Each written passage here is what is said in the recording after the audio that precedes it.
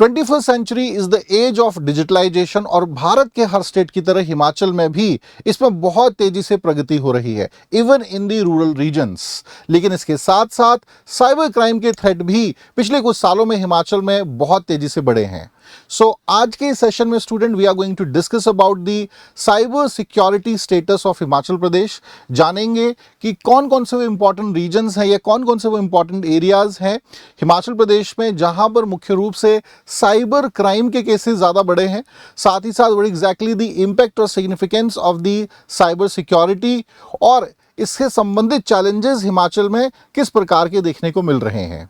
Student, अगर मैं हिमाचल के कंटेक्स्ट में बात करूं so Himachal is actually a agrarian society, rural region ज़्यादा है, लेकिन पिछले कुछ सालों में स्मार्टफोन की एक्सेसिबिलिटी होने की वजह से आज हर व्यक्ति जो है वो डिजिटल वर्ल्ड के साथ जुड़ा हुआ है। लेकिन क्या डिजिटल लिटरेसी भी उतनी तेजी से इन हिमाचल के डिफरेंट रूरल रीजन्स में बढ़ रही है? So the answer is no. और एक बहुत बड़ा कारण है कि जो वल्नरेबल ग्रुप्स हैं हमारे, स्पेशली ओल्ड एज, यंगस्टर्स, वो ईजिली जो है साइबर क्राइम के ट्रैप में आसानी से फंस जाते हैं। सरकार भी हालांकि बहुत कोशिश कर रही है साइबर सिक्योरिटी को के सिस्टम को और ज़्यादा स्ट्रेंथन करने की, but still we need to go long way off. So hello students, welcome to target HPS 2020 series. आज के इस सेशन में हिमाचल के कंटेक्स्ट में समझेंगे कि साइबर जो क्राइम का रेट है वो क्यों इतनी तेजी से बढ़ रहा है और किन किन एरियाज में साइबर क्राइम हिमाचल प्रदेश में बढ़ा है। Let's start. So students, if I'm talking about the status of cyber security in Himachal Pradesh, government has prioritized it a lot और ना सिर्फ different police stations, cyber security cells establish हो रहे हैं, बल्कि इसके अलावा भी डिफरेंट रीजन्स में डिजिटल अवेयरनेस जो है लोगों के बीच पहुंचाई जा रही है, स्पेशली ई गवर्नेंस प्लेटफॉर्म्स के माध्यम से, जैसे कि लोकमित्र केंद्र। लोकमित्र केंद्र जो है डिफरेंट विलेजेस में या क्लस्टर ऑफ विलेजेस में जाकर जो है डिजिटल लिटरेसी को प्रमोट कर रहे हैं, लोगों को अवेयर कर रहे हैं with respect to the cyber security और साइबर क्राइम थ्रेट्स। सो ये तो है, लेकिन थोड़ा सा अगर हम डाटा देखेंगे साइबर सिक्योरिटी स्टेटस का हिमाचल प्रदेश में, तो इसमें पिछले कुछ सालों में बड़ी तेजी से बढ़ोतरी देखने को मिल रही है। You can see the graph. 2023 में जहां ऑलमोस्ट 8,000 के आसपास केस रजिस्टर्ड थे साइबर क्राइम के, वो 2024 में बढ़कर ऑलमोस्ट 12,500 होते हैं। और अगर हम 2001 अगले एक साल का डाटा देखते हैं 2025 का, सो इसमें 52% बढ़ोतरी होती है।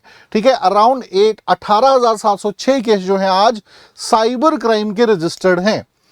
And if I am talking about the financial impact, so पिछले 3 सालों में तकरीबन 150 करोड़ रुपया जो है, ठीक है, इसका नुकसान हो चुका है। इसकी घोषणा बजट में सुखविंदर सिंह सुक्खू जी, जो कि हमारे माननीय मुख्यमंत्री हैं, उनके द्वारा करी गई। और अलोन ईयर 2025 जिसमें 132 करोड़ जो है घाटा हुआ है because of the cyber frauds. Cyber जो फाइनेंशियल फ्रॉड्स हैं उसके माध्यम से हमें देखने को मिल रहा है डिफरेंट। अब तो आर्टिफिशियल इंटेलिजेंस का और ज़्यादा गहरा इम्पैक्ट इसमें पड़ रहा है। हालांकि इंफ्रास्ट्रक्चर ग्रोथ भी बड़ी तेज़ी से सरकार ने किया है डिफरेंट रीजन्स में, जैसे कि मंडी, शिमला, धर्मशाला जैसे वल्नरेबल रीजन्स में जहां केसेस का रेट भी सबसे ज़्यादा है, वहां पर साइबर सेल इंस्टॉल करे गए हैं सरकार की तरफ से। ठीक है, एस्टैब्लिश साइबर हेल्प डेस्क 146 जो हैं पुलिस स्टेशंस में स्टेट वाइड जो है साइबर हेल्प डेस्क जो है एस्टैब्लिश करे गए हैं। So it shows कि infrastructure point of view से the government is serious about it because it's going to be a big concern how rapidly the cases of cyber crime has increased in Himachal Pradesh. And of course vulnerable areas या vulnerable people, those are not much aware about the digital frauds, वो आसानी से trap हो जाते हैं। So देखते हैं अब आगे थोड़ा सा और गहराई से पढ़ते हैं। सबसे पहले सिग्निफिकेंस की बात करेंगे। Why cyber security in Himachal Pradesh is so important. The first point is the digital governance. देखिए कहीं ना कहीं जो सेंट्रल गवर्नमेंट के इनिशिएटिव हैं, जैसे कि स्मार्ट सिटी इनिशिएटिव है, ठीक है, या स्टेट डाटा सेंटर्स एस्टैब्लिश किए जा रहे हैं, गवर्नमेंट जो है अपने इंटरनेट का जो नेटवर्क है उसको स्ट्रेंथन कर रही है हिमाचल में, even the different rural regions. तो ऐसे में ये बहुत ज़रूरी है कि डिजिटल सिक्योरिटी रहे, नहीं तो अगर ब्रीच होता रहेगा तो आने वाले समय में स्टेट को भी बहुत ज़्यादा नुकसान होगा। ठीक है। सो एक बहुत बड़ा टारगेट डिजिटल गवर्नेंस को प्रमोट करना है, तो साइबर सिक्योरिटी के जो हमारे मैकेनिज्म है उसे भी हमें स्ट्रेंथन करना पड़ेगा, because these both things work together. अगर आप डिजिटल लिटरेसी को प्रमोट करना चाहते हैं, गवर्नेंस को प्रमोट करना चाहते हैं, और आपका जो सिक्योरिटी डिजिटल सिक्योरिटी मैकेनिज्म है वो पुअर है, तो फिर जो है मेंस क्रिएट होना ही है। Second is tourism economy. Himachal जो है एक टूरिज्म इकोनॉमी है, और ऑनलाइन बुकिंग्स जो हैं बहुत ज़्यादा होती हैं, चाहे वो होटल्स की हो, चाहे डिफरेंट जो आपके ट्रिप्स होते हैं उनकी बुकिंग हो, तो ये सारा जो है बुकिंग ऑनलाइन ही होती है, ट्रांजेक्शन ऑनलाइन होते हैं, ठीक है।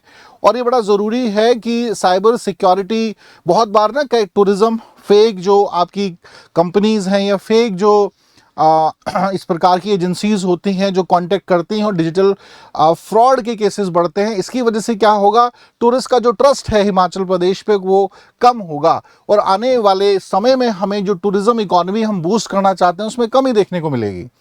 तो इट्स वेरी इंपॉर्टेंट और बड़ा वेरी लाइकेबल कि हिमाचल प्रदेश की टूरिस्ट जो है, टूरिज्म इकोनॉमी को अगर हमें बेहतर करना है, सो साइबर सिक्योरिटी जो कंसर्न्स हैं विद रिस्पेक्ट टू दिस, उन्हें रिजॉल्व करना पड़ेगा, एंड इवन गवर्नमेंट इसके लिए काम भी कर रही है, ठीक है जी।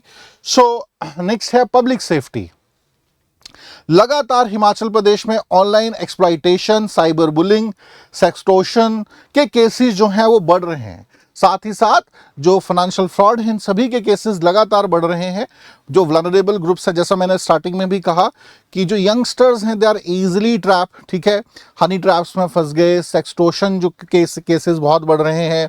या अगर हम डिजिटल फाइनेंशियल फ्रॉड की बात करें, जो रिटायर लोग आ रहे हैं, they don't much aware about it. कई बार कोई मैसेज आता है उस पर क्लिक कर देते हैं, अपनी डिटेल्स कई बार सेंड कर देते हैं, ठीक है, कि भाई हम बैंक से बात कर रहे हैं, and they are sharing their details, and then digital frauds happen. So ये सारी चीज़ें जो हैं पब्लिक सेफ्टी के संदर्भ में है, और इसके लिए भी जो है कहीं ना कहीं साइबर सिक्योरिटी हिमाचल प्रदेश में ज़रूरी है। अगर मैं चैलेंजेस के संदर्भ में बात करूं, चैलेंजेस के कंटेक्स्ट में बात करूं with respect to the cyber security, तो ये एक बहुत ही ऑर्गेनाइज क्राइम है, और बड़े ऑर्गेनाइज तरीके से इसको हिमाचल में भी अब जो है प्रमोशन देखने को मिल रहा है। AI fishing, AI based voice cloning, जो एक एडवांस लेवल की ये चीज़ें आ रही हैं कि सामने वाले को लगेगा कि मेरे घर के मेंबर से ही मैं बात कर रहा हूँ, ठीक है। सो साइबर जो फ्रॉड्स हैं, specially because after the AI का जो कंट्रीब्यूशन इसमें है, उसकी वजह से भी लगातार इसके केसेस बढ़े हैं।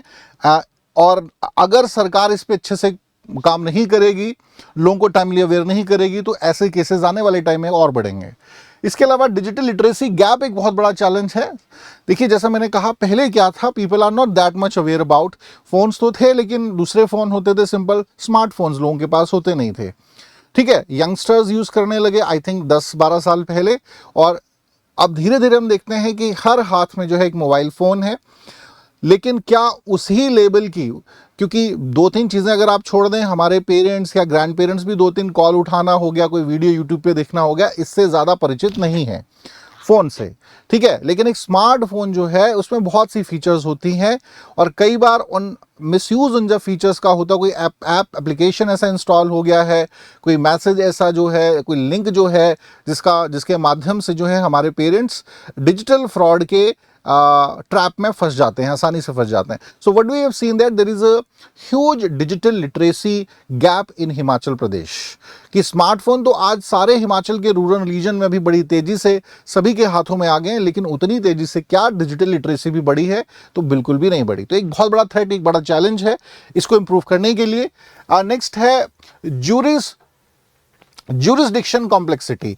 अक्सर ये देखा है, ये जो लोग ऑपरेट करते हैं साइबर क्राइम्स को, ये भारत से बाहर से ऑपरेट कर रहे हैं।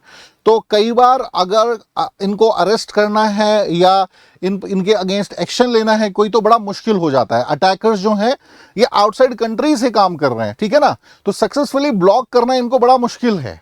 10% रेशियो है सक्सेसफुली ब्लॉक का, आप सोच सकते हैं। और अगर हम वेल्थ रिकवरी की बात करें तो उसका रेशियो भी बहुत कम हो जाता है, और इसका एक बहुत बड़ा कारण है many of them are working outside India. Alright, तो ऐसे कामों को ऑपरेशन जो है करना बाहर से करेंगे तो ज़्यादा चैलेंजेस भारत के लिए बढ़ते हैं। इसके अलावा अगर मैं फाइनेंशियल फ्रॉड्स के एग्जांपल्स की बात करूं हिमाचल के कंटेक्स्ट में, तो पहला एग्जांपल आप ले सकते हैं स्टेट कोऑपरेटिव बैंक का। स्टेट कोऑपरेटिव बैंक हेस्ट जो है बहुत पॉपुलर हुई, ठीक है। हिम पैसा जैसा मलिशियस ऐप वाज क्रिएटेड, जिसके माध्यम से ऑलमोस्ट 11.55 करोड़ का घोटाला सामने आता है। ऐसा ही 2022 से 25 के बीच जो क्रिप्टो स्कैम था, ठीक है ना, 2500 करोड़ का क्रिप्टो स्कैम सामने आता है, जो कि कोरवियो कॉइन जैसे फेक करेंसीज में लोगों का पैसा लगवा कर, ठीक है।